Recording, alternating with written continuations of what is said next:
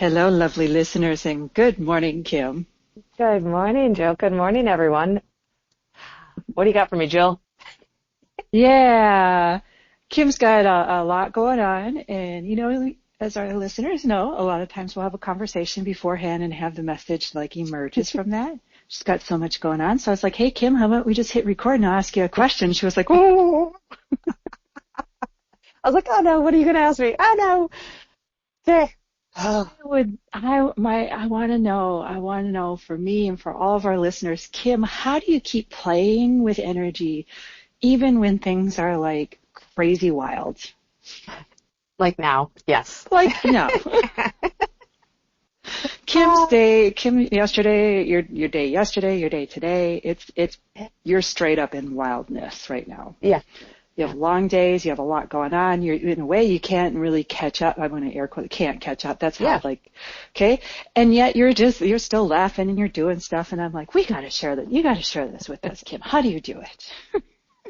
Very, very good question. So I will actually go inside and judge myself. I get the negative thoughts just like everybody else does. I get I don't have enough time in the day.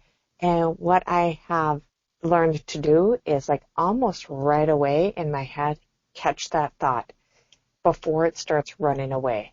And you're like, no, Kip, you asked for this. You chose this. You like what you're doing. And it's like, oh yeah, I do. I really do. And then I laugh at myself.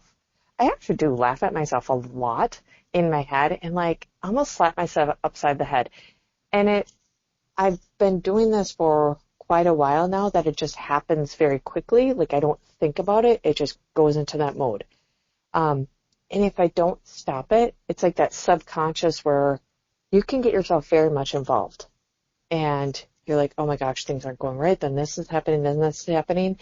And it's like the more we're, say, consciously aware of the stuff that's happening around us, the more almost like it's hitting our face. And I'm laughing because spirit guides are reminding me of a time that they had said that they would literally hit you upside the head or that your guides would literally trip you.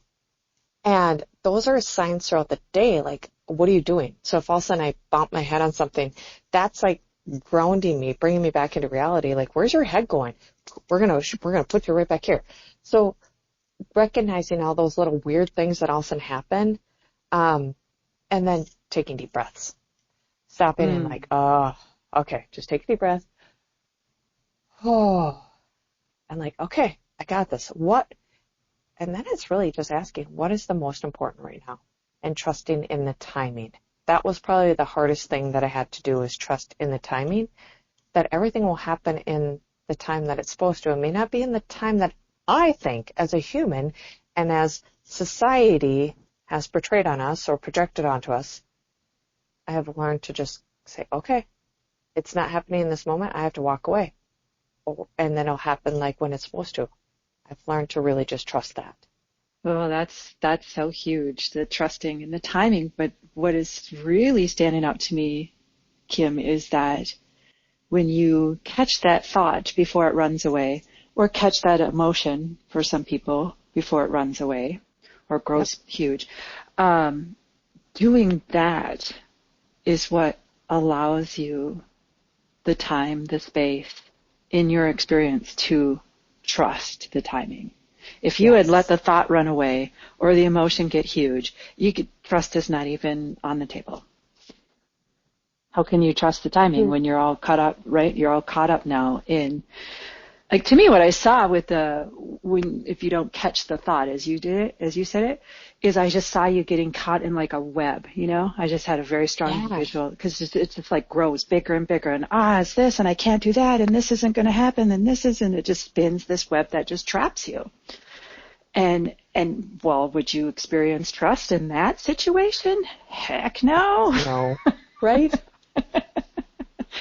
So that little moment is so powerful, that little moment of catch that thought before it runs away. And then you built on that. Yep. You built and created what you wanted. Even nothing else changed in your life. You're just not stuck in this horrible web or spinning this terrible story or getting overwhelmed by emotion. You're with what is. And then you allowed yourself that next level, which is, okay, I'm going to trust the timing. I'm going to choose to trust the timing, which is, I can see how that was challenging, but holy moly, you gave yourself that gift. Yeah. And I will admit, I do get caught up in all of that every single day. You do or don't? I do. Like, you do. As in, yeah, it happens. We are human. So it is, you have to catch it right away. And if you don't, the universe around you is going to make you see it. And sometimes it takes like a little bit harder hits for people to get it. And I finally realized at one point, I don't need to get hit as hard anymore. Like, stop it, Kim. What are you doing? So yeah, that's that asking for it is a practice, and it's that asking for a gentler guidance, if you will, but you get the gentler guidance when you participate, like you said, Kim. You also got to be open and willing to see it sooner.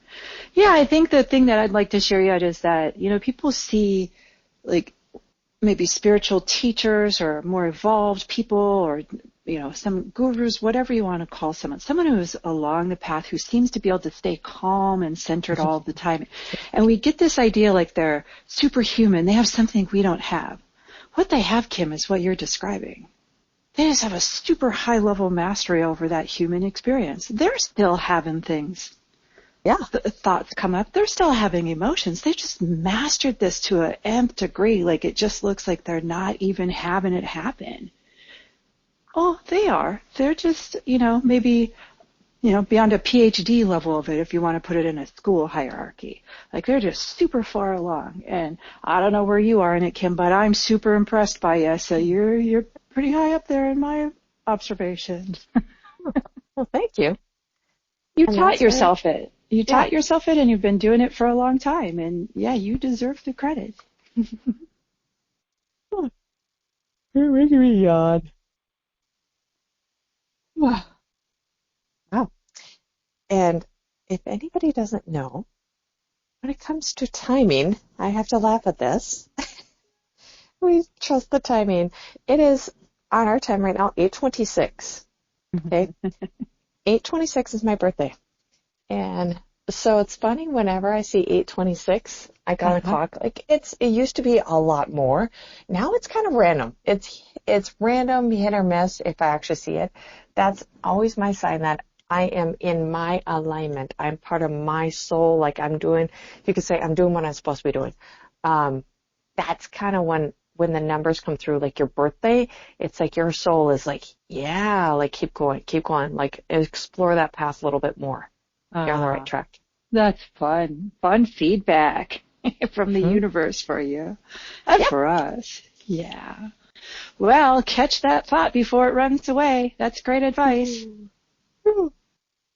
Thank you, Jill. That was a good question. Very good question for everybody. Yes. Thank you for answering it. And thank you for your willingness to play all the time, Kim. That's fun. All right. Until next time.